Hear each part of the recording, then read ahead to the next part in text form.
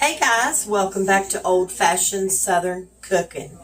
It is a gorgeous day here today. The sun is shining bright, the wind is blowing, and all the little birdies are out singing, and they're getting ready where they're starting to try to find places to build their nest for their little babies. We've had to stop a couple of them because they want to get up on the porch, you know how they do, and they want to try to get a nest put in for their little babies, but we had to remedy that, so they would have to go somewhere else and do that. But we love all of the little birds, but we just can't let them build a nest where we're at a lot. And my husband and I were outside a whole lot this time of the year. So anyway, what I brought y'all on for today is I had a video out there. It's been a while back ago. I don't know if y'all had seen it, but it was a video of me showing you how to make Hummingbird Nectar. And I didn't really care for that video because at that time, that's when I just basically started my cooking page, and the music was a little bit too loud. I had some people telling me about my music and whatnot, and when I went back and I replayed some of my videos, not just that one, there was several of them, I had to delete those videos because I agreed that the music was too loud. And that's when I didn't really understand how to do certain things. So anyway, I have a great editor now, and so I shouldn't be having any more issues with, the music being so loud, because that is annoying, and I agree. And sometimes you got to take the good with the bad on stuff like this. And, when people tell you something, you can't always take offense to it, because sometimes, it's good to hear that kind of feedback just so you know what to do to correct it. So, but anyway, today I'm going to show you guys how I make my Hummingbird Nectar. So if y'all give me just a minute, I will bring y'all a little bit closer and we will go ahead and get this started. Okay, so I'm going to show you my Hummingbird Feeder. Now, on the last video, if some of you had watched it, I don't know, but I used to have a taller feeder, and I like those because the birds seem to really like them. But I started getting problems with a lot of bees, like wasps and things, and I just don't like the bees. And so what I've done is I did some research into some hummingbird feeders, and I had found out that this particular kind of feeder, the wasps and any kind of bees, they won't fool with them.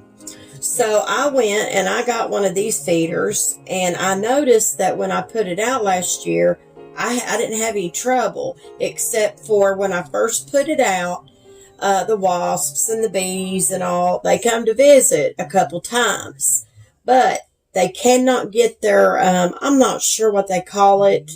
Basically it's their tongue, but they have a fancier name for it. But they can't get their tongue down in here to get to the nectar. So that was a blessing. So once they came and they figured that out, they didn't fool with it anymore, and they quit.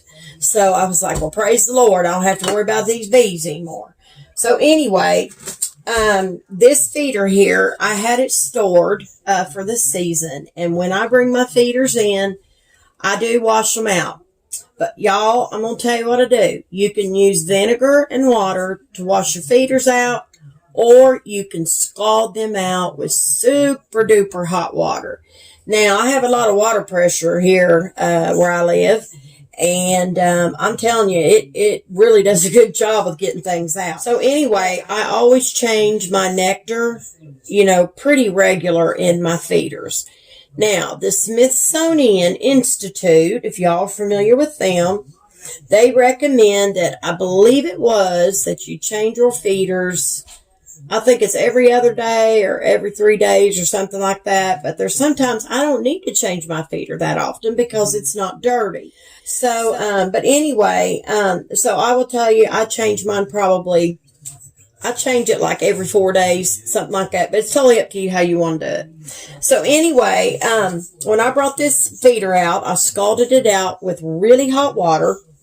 And I took the little pieces out here where they stick, where the hummingbirds actually stick their tongue at. Well, I took that apart and all this. So what I'm going to do is I'm going to show y'all I'm going to put this back together, and then we're going to put our nectar together. Now, this is called an ant moat. You can buy these like at Lowe's or Home Depot and places like that. I think Walmart may even have them as well. This one's pretty old, as y'all can tell. This here will keep the ants out of your feeder. You just put some water in here and you hook it to your feeder and you hang it up outside, and this will keep the ants out of them. Now, I will tell you, since I bought this kind of feeder, I never noticed it last year where the ants were, becoming a bother. So I just decided to take it down, and I didn't use it. But now if I see that the ants are starting to become a problem again, because they can get right down in there in them little holes I showed y'all. If they start to become a problem, then I will go ahead and put this out there, hook it to it and put it outside. So anyway, let's go ahead and get this started. What I'm going to do is I'm just going to spray this out one more time, okay, to make sure it's good and clean. Because like I said, I do keep my feeders very clean. So I'm going to let my water run over here really hot, and I'm going to bring y'all over here for just a minute. So if y'all will give me a minute, I'm going to bring you over here at my sink, and I'll just show you basically how I do this, okay? So give me just a second.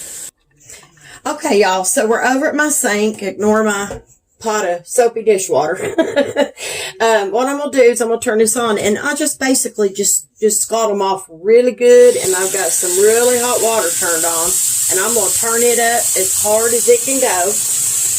And what I'm going to do is I'm just going to kind of put these out like this in my sink, y'all can see. Okay? And all I'm going to do is I'm going to take my sprayer,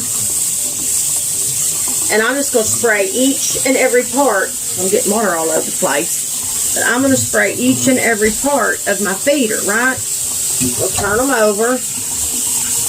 Spray them out real good. They say don't wash them with soapy water because they say that it can harm the birds. But I'm going to tell you the truth. I've done that before. But I have really, I've had to rinse them off extremely well. So, but I don't do that very often.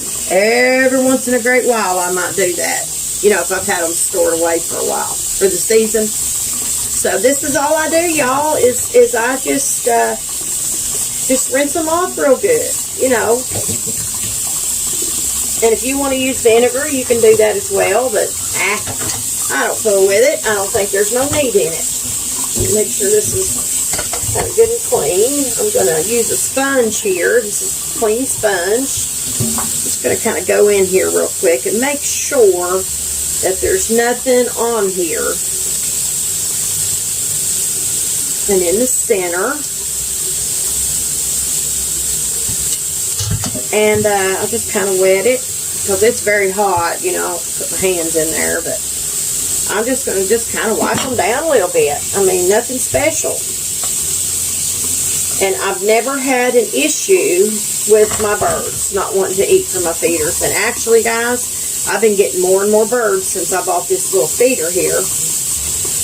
The hummingbirds don't like, to have wasps and things around their feeders. They won't hardly feed when they have wasps around. They don't like it. So I thought, well, I'm going to get one of these. And these seem to be a blessing for me and them little birdies. Because I don't want wasps getting around their feeder, If a wasp stings a hummingbird, it's not good. I think I read somewhere where it could actually kill them. So, all right. So we sprayed that off. I'm going to put these little pieces in here, showed y'all.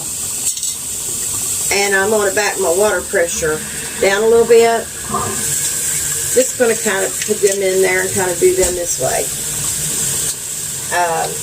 To kind of get them sprayed off a little bit. The water's kind of hot. I can't really do it with hot water because those has got to make sure they're good and clean as well. I'll just hold them in my hand, y'all, and kind of run some water under them. I might have dropped one. And get them good and clean.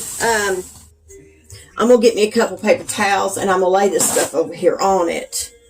So give me just a minute, y'all, and I'll bring y'all back. And then we'll start putting this together and getting our feeder taken care of. So give me just a minute. Okay, y'all, here we go. Alrighty, so what I'm going to do is I'm going to take me a couple paper towels. We're just going to dry this out just a little bit. It don't have to be perfect, but I'm going to dry it out. And I will tell you, I don't put any food coloring in my nectar. As a matter of fact, the Smithsonian, they say not to really do that. They say, actually, it can harm the little birds. And I didn't know that. And I used to do that a long time ago. And I started reading up on it. And they really recommend that you don't do that. So I don't put no coloring in their food anymore. They like to fight over these feeders because they like to take claim to them. And, you know, that's their nature. And my poor old mama, you know, she's put hers out before, and she says, but they just won't quit fighting.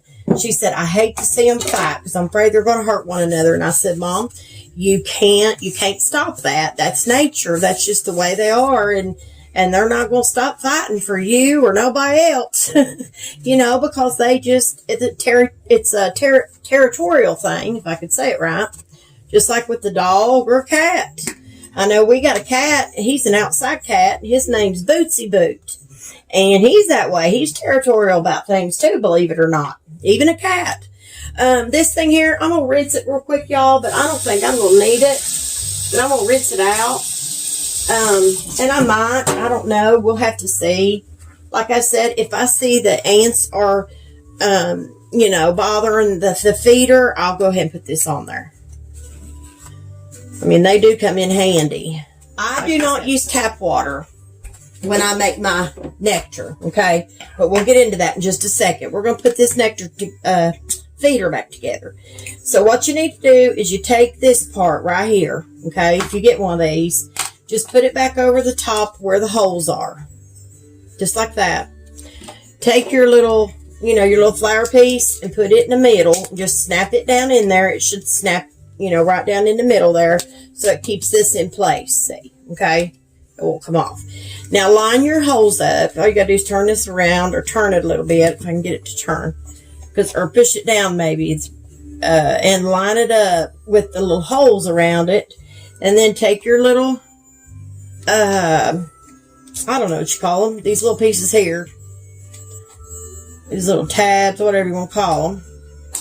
Pop them in place and make sure they're all in there really good and tight, okay?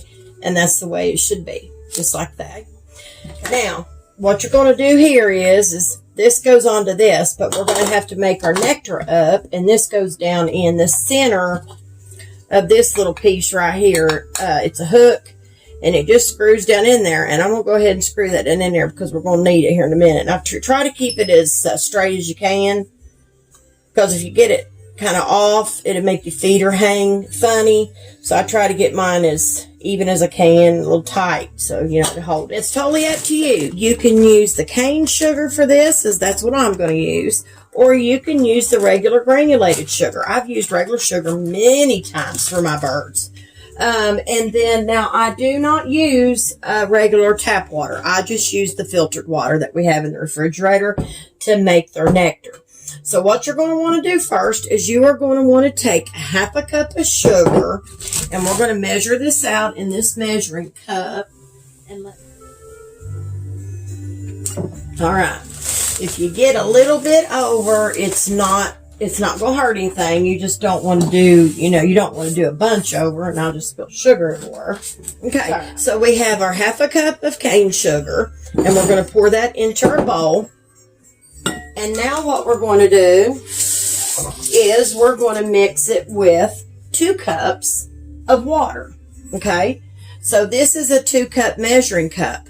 So I'm just going to go ahead and fill this up, and we'll pour it in there. So a half a cup of sugar to 2 cups of water. And this might make up actually more than really what I need, because I'm making a bigger batch right now. But I'll probably have to do a smaller batch later. And then maybe I can just show y'all real quick one day.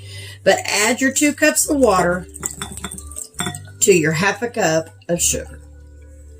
And this is going to make quite a bit, like I said. All right. Now, I like to take a whisk, and I like to whisk in my sugar really good. Now, so what you want to do is just keep whisking in your sugar with your water. Like I said, this is super duper easy. Now, this will get clear eventually. So what I'm going to do is I'm going to take this measuring cup right here, And we're going to pour some of this back in there because I don't need all this nectar for that little feeder. So we're going to start with about that much. And I'm going to see, and that way I can tell y'all how much it's taken for that size of the feeder. So we're going to write about 6 ounces or so. So what you want to do is get your nectar, pour it in something that you can pour it in here easily with, okay? Pour this in here. I don't fill mine up, you know, completely full, but I do fill it up enough. Let's see, where am I at here? I think 6 ounces should do it. Yep. That's what I put in there, y'all, was 6 ounces of nectar is all it took for that little feeder. So that means I have got extra nectar here. The sugar's finally dissolved. I have got extra nectar here in this bowl, and I'm going to save this. I'll put it into something, and then when it gets low, I'll bring it in. I'll wash it out again, scald it out, and then I'll fill it back up again. And that's all there is to it. It's so easy to do. Take your top piece, slide it down over the hook, press it into place, and then I like to grab mine from the bottom and make sure that it's on, and I kind of turn it like this just to be sure. And it looks like, just push it down, it should go on, and it should stay on there. So mine don't click on or nothing, but don't let that, you know, bother you. And actually, I was telling you about the ant moat. You don't really have to use one of these. This little centerpiece here is actually considered an ant moat, and you can actually put water down in there. And you know what? I have seen my birds from this one. I've seen them take a drink of their nectar and actually go to the ant moat and get a drink of water. I have actually seen them do that, y'all. So what I'm going to do is I'm going to take this outside, and we're going to put it, I got a hook out there, and I'm going to hang it up for them. And hopefully I'll be able to get some hummingbirds to come around. And maybe I'll be able to get some pictures and share them with y'all. But y'all, just want to show you that. And that is so easy to do. So anyway, y'all, I hope you've enjoyed this little video of me making my hummingbird nectar. And it's very easy to make. And you can make smaller batches as well. But anyway, I'm going to take this outside and I'm going to hang it up. And hopefully we can get us some hummingbirds. They're just beautiful birds. And they're so neat to watch. So anyway, you guys, I hope each and every one of you have a beautiful day. And if you don't mind to like my video and like it and share it and follow my cooking page, I would appreciate that. If you don't mind, to go to YouTube and like and subscribe to my channel. I would appreciate that as well. So I thank y'all very much for watching my video. But always remember to keep God in your heart and God in your life. Bye, guys.